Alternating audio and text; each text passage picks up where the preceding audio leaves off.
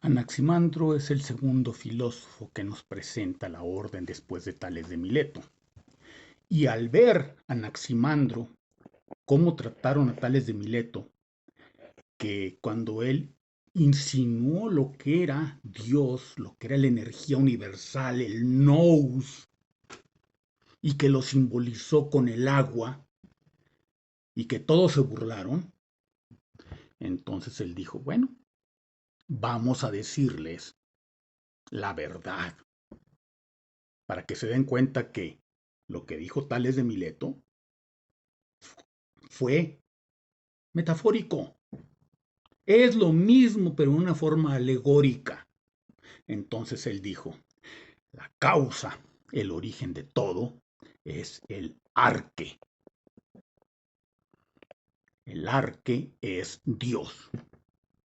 Y todos los griegos dijeron, pero arque significa jefe, gobernante, causa, origen, principio. Eso, eso precisamente es Dios. Por eso de ahí viene la palabra arconte, gobernante. Dios es el gobernante. De ahí viene la palabra arquitecto, el que gobierna, el que dirige, el que manda a los obreros, a los albañiles. De ahí viene también la palabra arcaico, que es lo más antiguo que existe, como le llaman los cabalistas a Dios, el antiguo de los antiguos o el anciano de los días. También de ahí viene la palabra arcano, porque es secreto, el origen es secreto, está oculto. Los egipcios dirían amén. El dios amén significa oculto o escondido o no manifestado.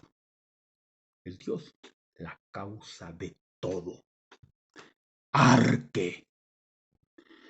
Y de aquí viene la palabra de pase del segundo grado. Arc. Tiene que ver con eso. Vean la rosa y la cruz dentro de un arco. Es un compás graduado. Dentro está la rosa cruz.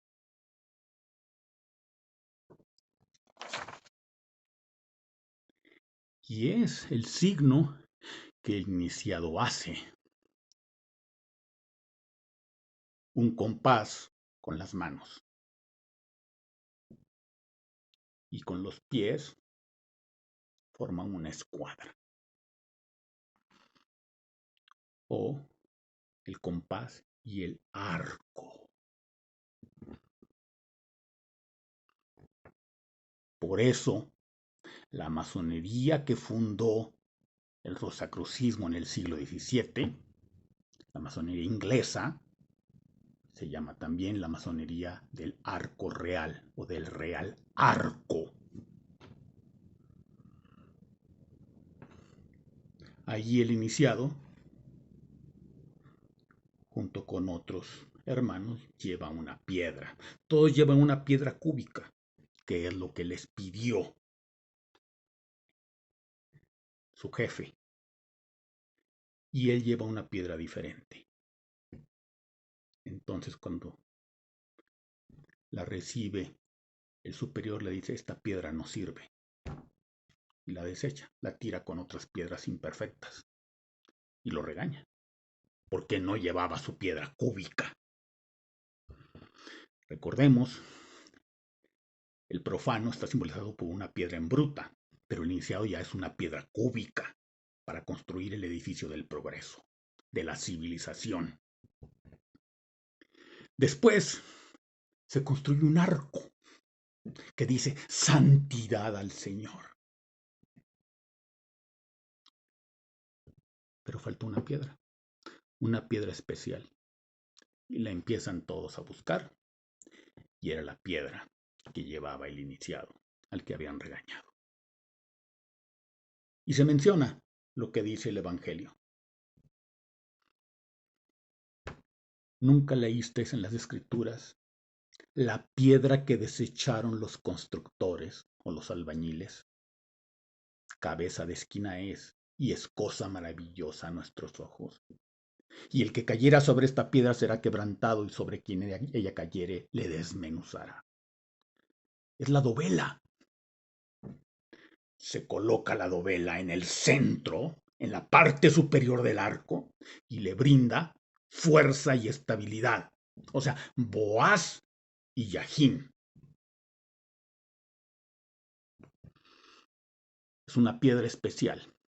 El maestro, el iniciado, el Cristo, es una piedra diferente a las demás, porque les da fuerza y estabilidad y santidad al Señor.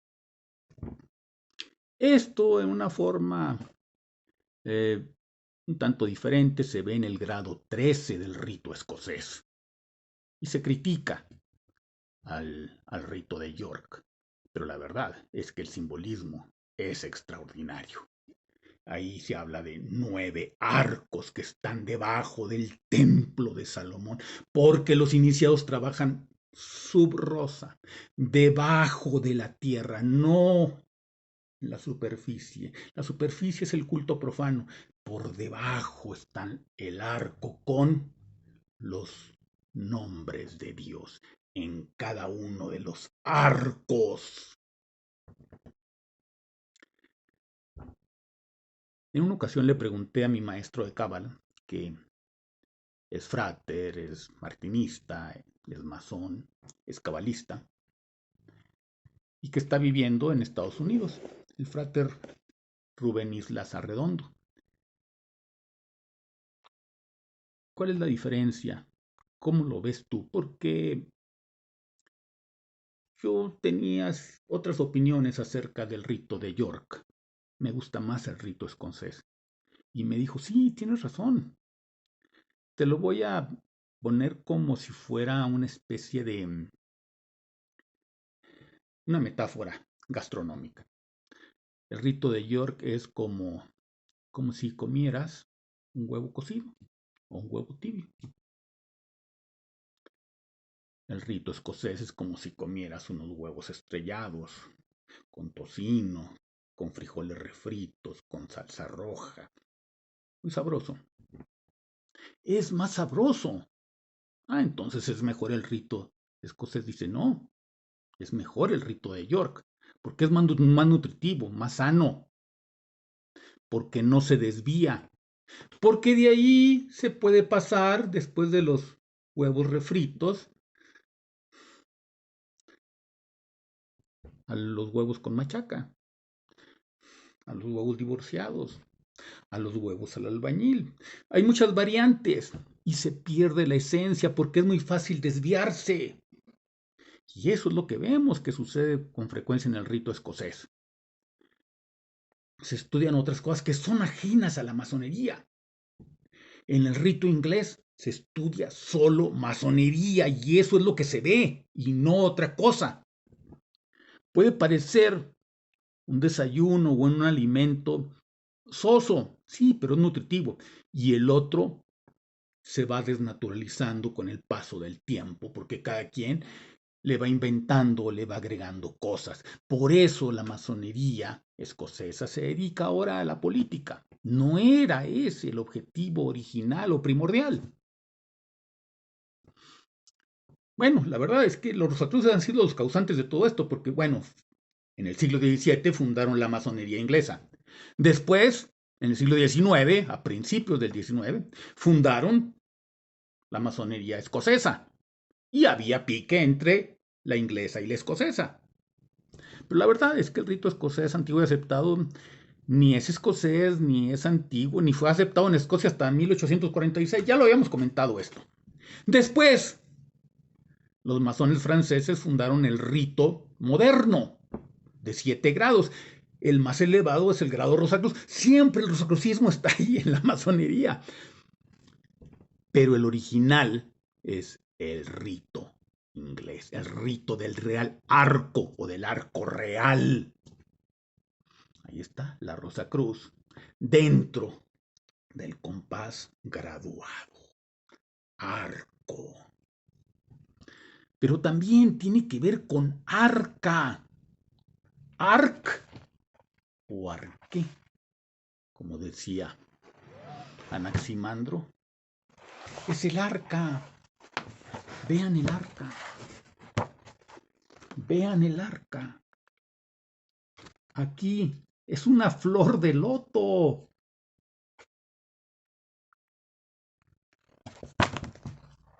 Donde viajaba el faraón en compañía de Ra, de la diosa Maat, de Maat Ra.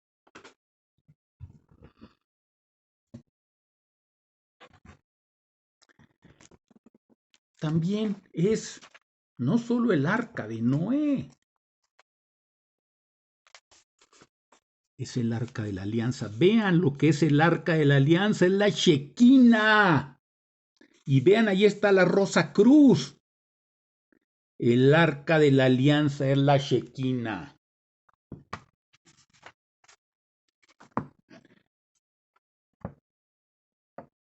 ¿Qué es Dios?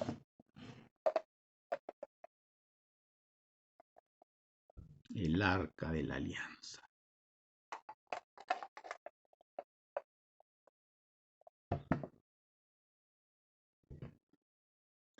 ¿Qué hay dentro del arca de la alianza? La vara de Aarón, la copa con maná. ¿Ven? La vara es un símbolo masculino, la copa es un símbolo femenino, Jochma y Binah. Y las tablas de la ley, los 10 mandamientos, que son las 10 sefirot. Y no solamente estas tablas de la ley, también las tablas de la ley que rompió, porque el pueblo no merecía las tablas sagradas, las más elevadas, esas las rompió, confeccionó otras tablas, porque el pueblo se había vuelto idólatra y estaba adorando al Aleph, al buey, al becerro de oro. Entonces,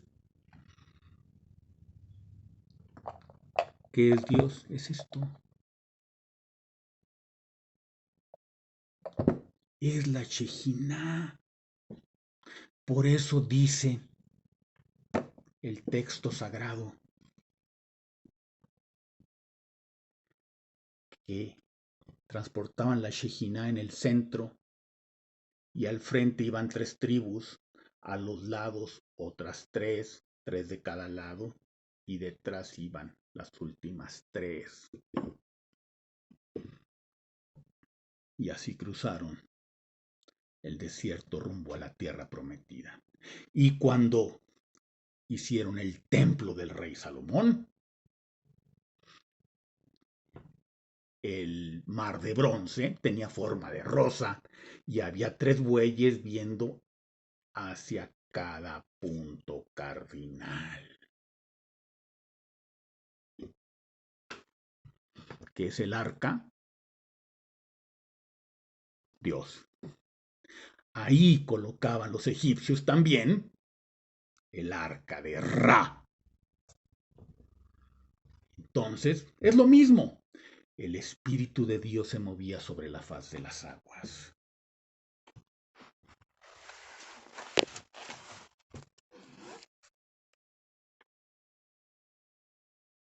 El arca de Noé se movía sobre la faz de las aguas. El sarcófago con Osiris se movía sobre la faz de las aguas, primero por el río Nilo, después por el Mediterráneo, hasta que encalló en las costas de Biblos. Y cuando los judíos salieron de Egipto, llevaban otra arca. Entonces estamos viendo un tremendo simbolismo de lo que es arque, lo que decía Anaximandro. Y avanzó más y dijo, y el arque es el apeiron. Apeiron significa ilimitado, sin límites. Eso es Dios. Un círculo cuyo centro está en todas partes y la circunferencia no está en ninguna parte porque no hay límites. Dios no tiene límites, por eso el centro está en todas partes.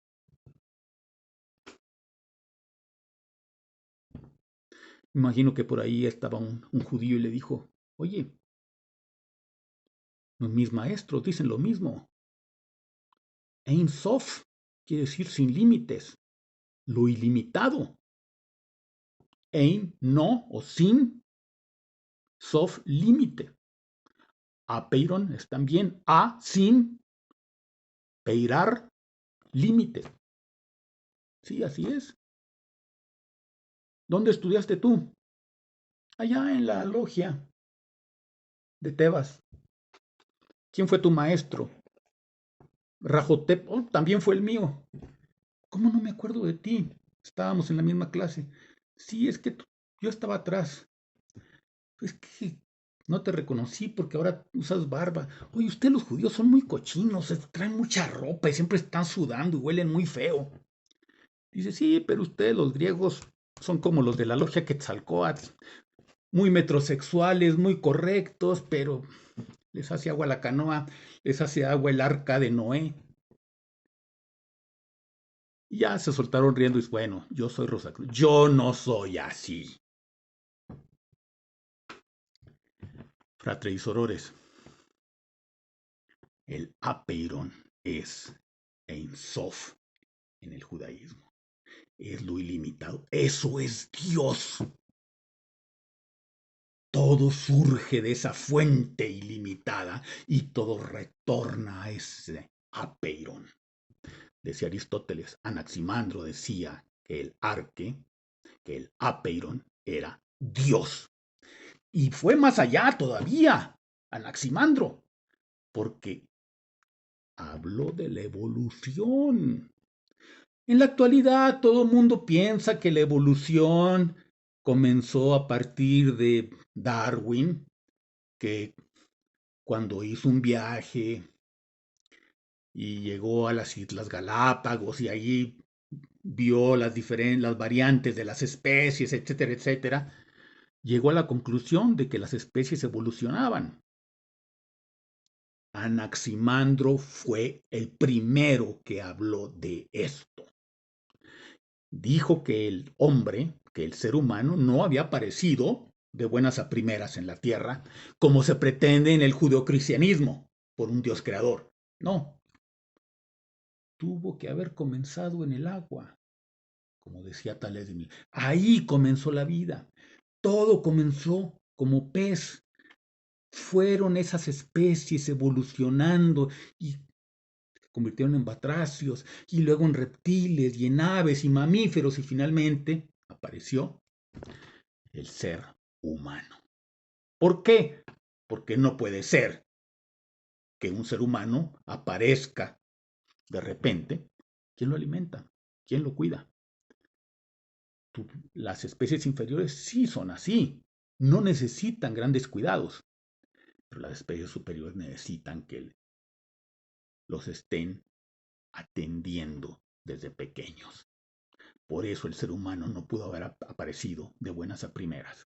Tiene que haber comenzado desde allá y haya evolucionado desde aquel tiempo.